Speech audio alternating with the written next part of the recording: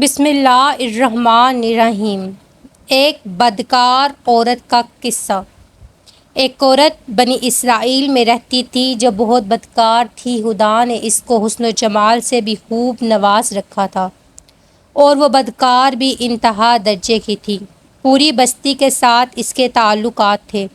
وہ اتنی مالدار ہو گئی کہ اس نے اپنے لیے بڑا محل بنوا لیا تھا اور ایک تخت بنوایا جس پر وہ بن سنور کر ملکہ کی طرح بیٹھتی تھی، اور اس کے ساتھ غلط تعلق رکھنے والے پورے شہر کے امراء تھے۔ اس کی زندگی ایسے ہی گزر رہی تھی۔ ایک مرتبہ کیا ہوا کہ وہ اپنے گھر کا دروازہ کھول کر تخت پر بیٹھی تھی کہ قریب کسی اور بستی کا نوجوان جو بہت نیک تھا، عبادت گزار تھا، ادھر سے گزرا اور گزرتے ہوئے اچانک اس کی نظر اٹھی تو اس عورت پر جا پڑی، اور اس عورت کی ایسی تصویر اس کے دل میں چھپ گئی کہ وہ آگے تو چلا گیا مگر اس کا دھیان ادھر ہی رہا۔ پھر وہ ذکر میں، تسبیح میں، تلاوت میں جب بھی بیٹھتا تو اس کا دل ہی نہیں لگتا تھا۔ اس نے روزے بھی رکھے لیکن دل سے خیال نہ نکلا۔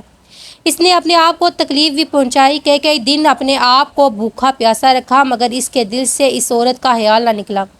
حتیٰ کہ ایک دن اس نے سوچا کہ جب اس خیال سے میری جان چھوٹتی ہی نہیں تو میں اس کے پاس چلا جاتا ہوں۔ چنانچہ اس کے پاس جو تھوڑا بہت سامان تھا اس نے بیچا اور اس نے اتنے پیسے تیار کیے کہ جتنے وہ بدکار عورت اپنے پاس آنے کی اجازت دیتی تھی۔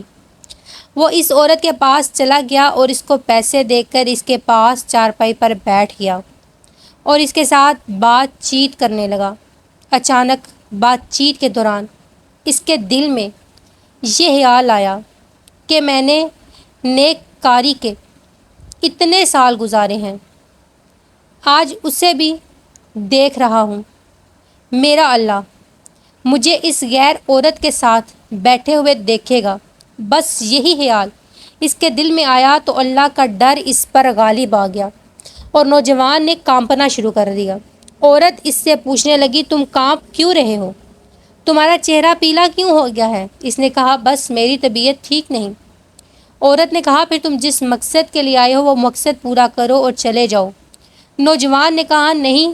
وہ بڑی حیران ہوئی کہ آج تک تو میں نے زندگی میں کوئی ایسا مرد دیکھا نہیں جو میرے قریب اس طرح چارپائی پر آ کر بیٹھے اور برائی کیے بغیر چلا جائے۔ یہ نوجوان کیسا ہے؟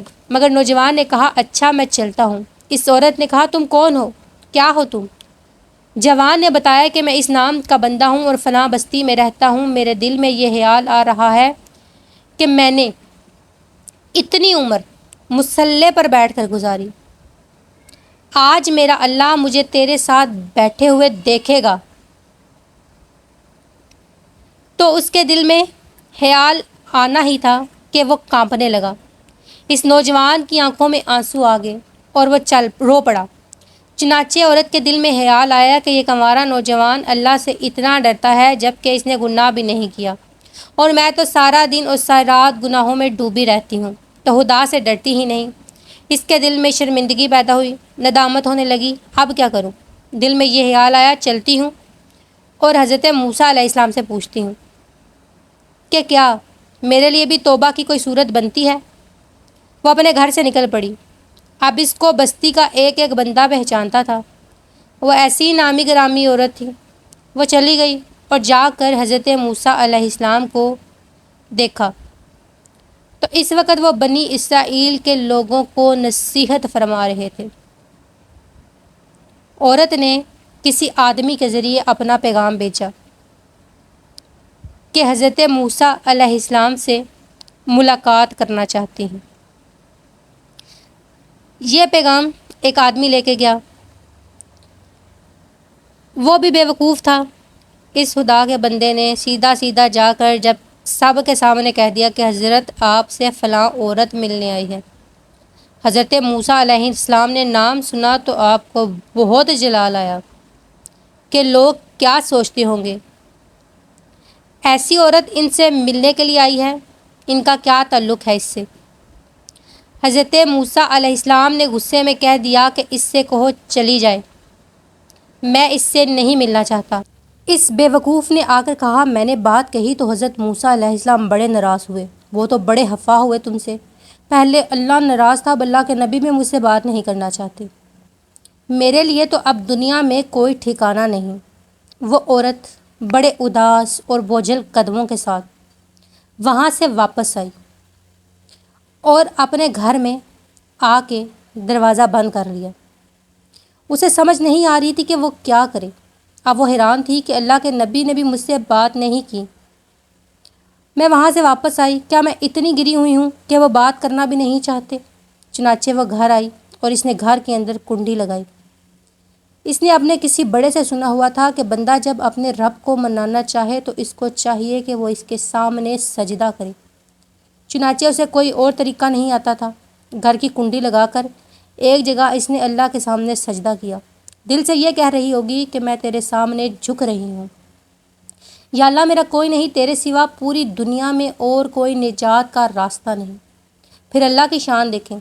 اس نے رات دن اس کے دل میں خیال آیا کہ میں عورت ذات ہوں، اکیلی مکان میں رہتی ہوں، ایک میری خادمہ ہے، تو میں اگر نیت کر بھی لوں تو جتنے لوگوں نے میرے ساتھ بدکاری کی ہوئی ہے، کیا وہ لوگ مجھے یہاں رہنے دیں گے؟ اس خیال کا آنا تھا کہ اس نے کہا اس سے تو بہتر ہے میں یہ جگہ چھوڑ کر چلی جاؤں۔ اس نے اپنے آپ کو ایک سادہ سے کپڑوں میں لپیٹا تاکہ کوئی کپڑوں کو اور حسن جمال کو نہ دیکھ سکے کہ یہ کون جا رہی ہے۔ پھر اس عورت نے سوچا عورت ذات ہوں، کہاں جاؤں؟ دل میں خیال آیا کہ وہ جو نوجوان تھا جس کے دل میں اللہ کا اتنا خوف تھا کہ وہ اللہ کے ڈر سے کانپ رہا تھا، اس بندے کے پاس چلی جاؤں۔ کیوں نہ میں اس کی خاتمہ بن کر رہ جاؤں، ممکن ہے کہ وہ مجھ سے نکاح ہی کر لے۔ یہ اس بستی کی طرف چل پڑی۔ چنانچہ ڈھونڈتے ہوئے اس بستی میں اس کے گھر پہنچی اور کہنے لگی میں فلاں بندے سے ملنے کے لیے آئی ہوں۔ انہوں نے کہا اس کا ذکر و عبادت کا معمول ہے اور وہ کمرے سے اتنے بجے نکلتا ہے، تم انتظار کر لو۔ چنانچہ اس عورت نے کہا ٹھیک ہے، میں انتظار کر لیتی ہوں۔ جب دروازہ کھلا تو وہ مرد باہر آیا۔ جب اس نے دیکھا کہ یہ سامنے بیٹھی ہے تو اس کو اپنا وہ وقت یاد آ گیا۔ وہ کون سا وقت تھا جب میں اپنے مسلح کو چھوڑ کر بالآخر اس کی چارپائی پر جا بیٹھا تھا۔ تو اس نوجوان کے دل پر خوف طاری ہو گیا۔ یہ میرا ایمان خراب کرنے تو نہیں آ گئی؟ میں نے اتنی مشکل سے اس کا تصور ذہن سے نکالا تھا۔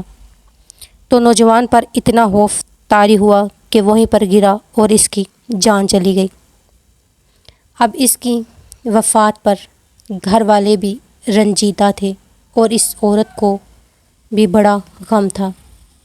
خیر 3 دن کے بعد اس عورت نے اس کے گھر والوں کو بتایا کہ میں تو اس نیت سے آئی تھی، تو انہوں نے کہا اس کا ایک بھائی ہے، اگر تم مناسب سمجھو تو ہم اس سے تمہارا نکاح کر دیتے ہیں۔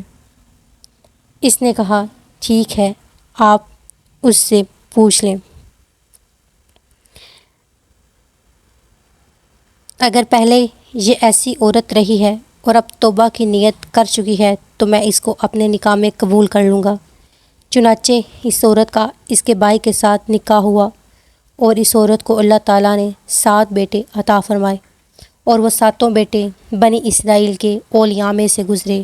ایسی بدکار عورت بھی اگر توبہ کرتی ہے تو اللہ تعالیٰ اسے 7 ولیوں کی ماں بنا دیتے ہیں۔ وہ مولا کتنا کریم ہے۔ اللہ اکبر، جزاک اللہ خیر۔